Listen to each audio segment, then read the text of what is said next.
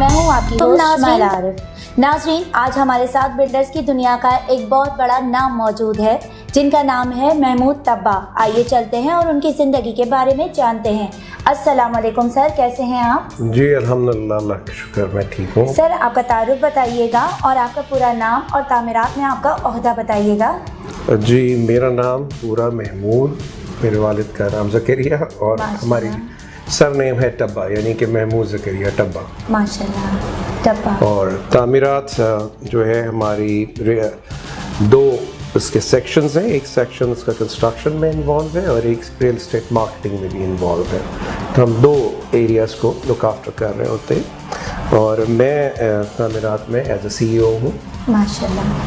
ज़बरदस्त। ये तो अल्लाह ताला की तरफ से आपके लिए एक बहुत बड़ी अपॉर्चुनिटी है कि अल्लाह ताला ने आपको इतनी इज़्ज़त और शोहरत से नवाजा है। तो आप हमें अपनी तालीम के बारे में बताइएगा। देखिए जी, मेरा बेसिकली अगर मैं स्टार्ट करता हूँ अपना शुरू से, तो मैट्रिकुलेशन के बाद मैंने बैचलर्स अपना कंप्लीट किया और बैचलर्स के बाद मैंने अपना मास्टर्स किया। मास्टर्स में मेरा मेजर्स मार्केटिंग की तरफ था। फिर इसके अलावा डिफरेंट शॉर्ट कोर्सेज, कंप्यूटर्स भी है और अपना और लैंग्वेजेस कोर्सेज हैं, टाइम मैनेजमेंट है, इस किस्म के सारे कोर्सेज जो हमारे मतलब उसके बाद फिर आप ये प्रॉपर्टी की फील्ड में कैसे आए? दरअसल इन 2005-06 मुझे कुछ मैसिव कंस्ट्रक्शन करने का एक मौका मिला। कोई एक इंडस्ट्रियल प्रोजेक्ट था, उससे मैं रिलेटेड था। एंड आई फाउंड के मतलब यानी कि कंस्ट्रक्शन की जो फील्ड है उसमें एक मतलब यानी कि पोटेंशियल है,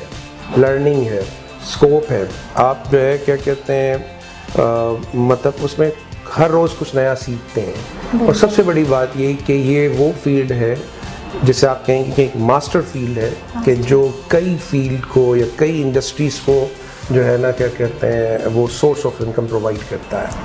कंस्ट्रक्शन इंडस्ट्री से ऑलमोस्ट जो है डायरेक्टली 70 इंडस्ट्रीज जो है ना क्या कहते हैं वो रन करती हैं। तो इट्स लाइक वो इंडस्ट्री जो एक मास्टर इंडस्ट्री है, उससे अगर आप वाबस्ता होते हैं तो आप बहुत सारी इंडस्ट्रीज़ के लोगों को रोज़गार पहुंचाने का जरिया बन जाते हैं।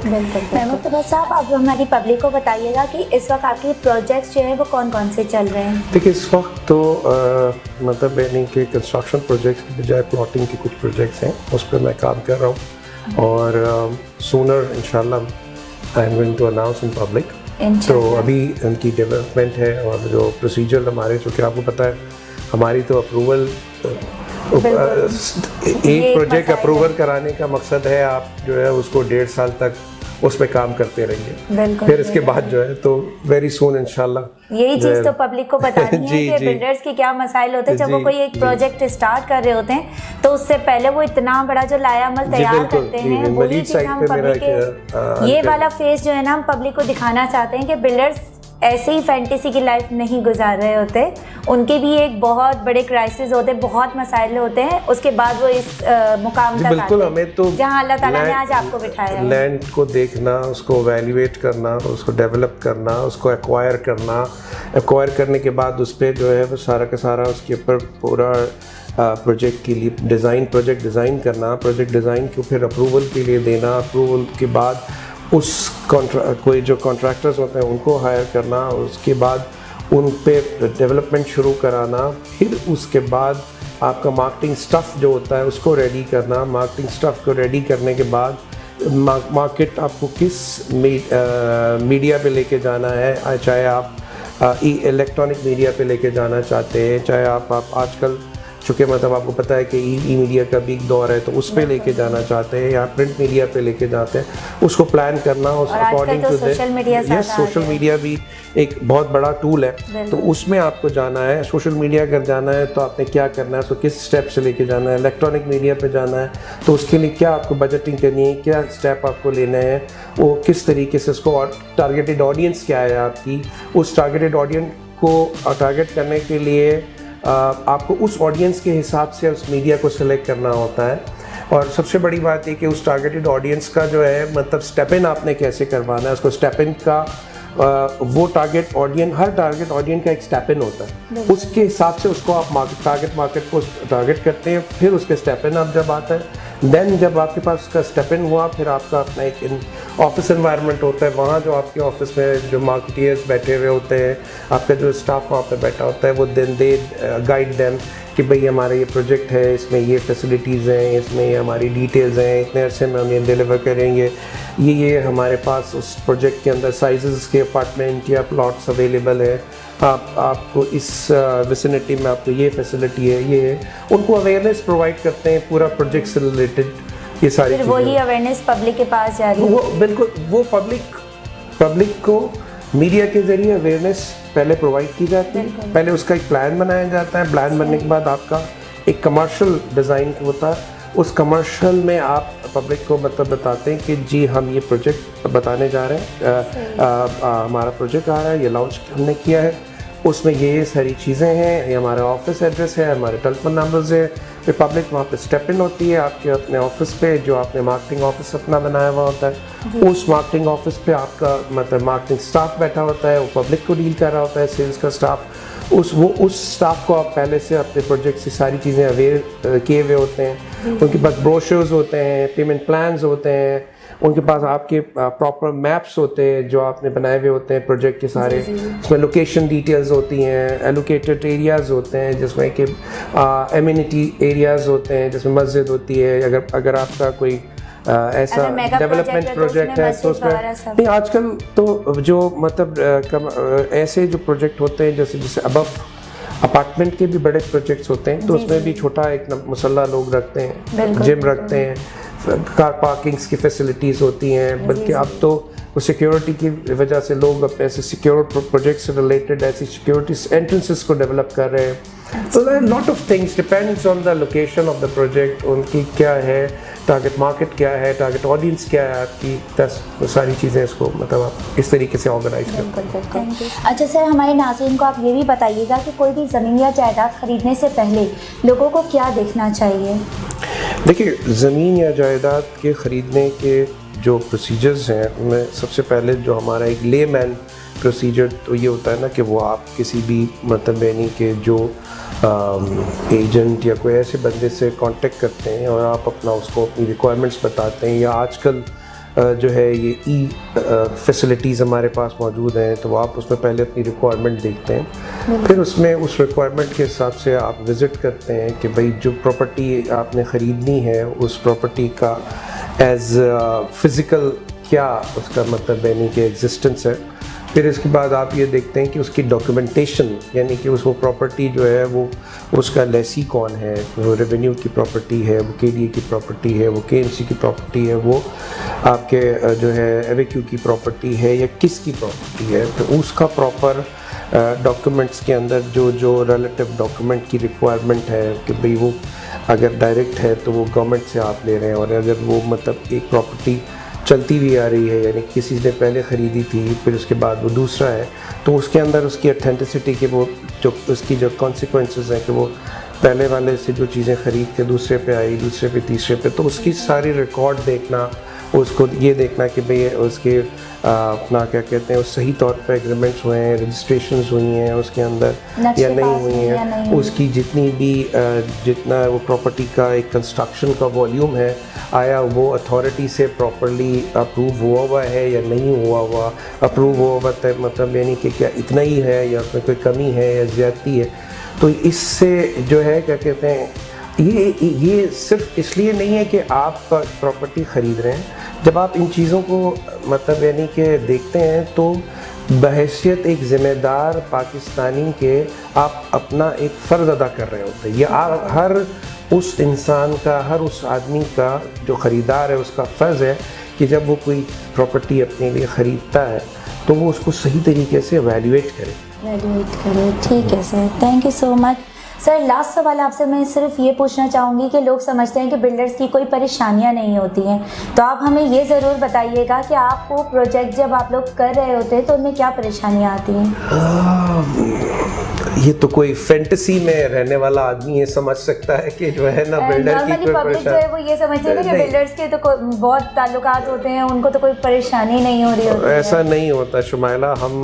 सड़क पे जब निकलते हैं, रोड पे जब गाड़ी ड्राइव कर रहे होते हैं, जी बिल्कुल, तो हम समझते हैं जब एक लेमैन होता है जिसने जब ड्राइविंग नहीं सीखी हुई होती तो बराबर में बैठा होता है तो कहते हैं यार क्या मुश्किल है ड्राइव करना, वो गाड़ी अभी मैं बैठूंगा और ड्राइव कर लूँगा। लेकिन जब वो सड़क पे गाड़ी लेके आता है तो उसे देखना है कि मुझे भी अपने आप को भी सेव करना है, दूसरे को भी सेव करना है। तो बिल्डर का ताल्लुक जो है वो आप यूँ समझें कि हमारी जान, हमारा माल, हमारी इज्जत जो है वो एक सड़क पे एक इमारत खड़ी हो रही होती है उसके साथ वाबस्ता होती है। और मतलब वो चाहे डिपार्टमेंटल इश्यूज हो जो कि आप खुद पाकिस्तानी हैं और हमारे यहाँ क्या मसाइल हैं किसी से ढके छुपे नहीं, तो हमें तो जी तो उन मसाइल से निपटना, फिर साइट पे आपके मतलब यानी कि जो डे टू डे इश्यूज़ होते हैं, लेबर के इश्यूज़ हैं, आपके कॉन्ट्रैक्टिंग के लोगों के इशू हैं, फिर इसके बाद जो डिपार्टमेंटल इश्यूज़ होते हैं वो अननेसेसरी कुछ हर्डल्स वहाँ इंटेंशनली क्रिएट की जाती है, फिर दूसरे कुछ ऐसे लोग, कुछ ऐसे अनासर जो अपने बेनिफिट उठाने के लिए वहाँ आते हैं। फिर उसके बाद जो है क्या कहते हैं आपके सबसे बड़ा इस वक्त हमारे साथ एक सेटबैक है वो जो है ना क्या कहते हैं एक पिछले 4 साल का जो एक स्पेन है उस 4 साल 5 साल में जो मतलब यानी कि जो नक्शों का पास होना और इसमें जो हमें हर्डल्स आए हैं जिससे इंडस्ट्री का पहिया जिसको कहते हैं ना हम जाम कर देना वो हो गया। अब उसके बाद दूसरा सेटबैक जो है वो मतलब यानी कि ये जो डे टू डे जो कॉस्ट ऑफ कंस्ट्रक्शन का बढ़ना है, जाहिर है कॉस्ट ऑफ कंस्ट्रक्शन का बढ़ने का मकसद ये हो गया कि आम आदमी की ख़रीद से का जो घर है उसका ख़रीदना जो है मुश्किल होता जा रहा है। बिल्कुल ये तो और देखिए हमारा जो कंट्री का डायनेमिक है उसमें आपके ब्लू कॉलर जॉब वाले लोग ज़्यादा है जी। और आपको पता होगा कि मतलब यानी कि पिछली दफ़ा जो टेन्योर में एक बड़ी कोशिश की गई थी कि बैंकिंग सेक्टर को इन्वॉल्व किया गया ताकि हमारी जो कंट्री की जो वो जो यानी कि पॉपुलेशन है जो ब्लू कॉलर जॉब है जो घर ख़रीदना चाहती है उसको एक फैसिलिटेशन प्रोवाइड की जाए। तो लेकिन मतलब हर आदमी की एक कैपेसिटी है, तो जब चीज़ें बियॉन्ड द कैपेसिटी हो जाती है तो जाहिर है वो मतलब उसके लिए ख़रीदना वो नहीं होता। और जब आप एक लीगल वे में हाउसिंग प्रोवाइड नहीं करते तो फिर क्या स्लम्स डेवलप हो जाते हैं। जो आज हम कच्ची आबादियाँ जो हमारे यहाँ दिन ब दिन बढ़ती जा रही हैं और ये जो बढ़ती जा रही है मेरे ख्याल में शायद दुनिया का वाहिद कंट्री होगा पाकिस्तान जिसमें कच्ची आबादी की मिनिस्ट्री है। बिल्कुल ये तो और वहाँ जो है वो मतलब यानी कि आसानी से आपका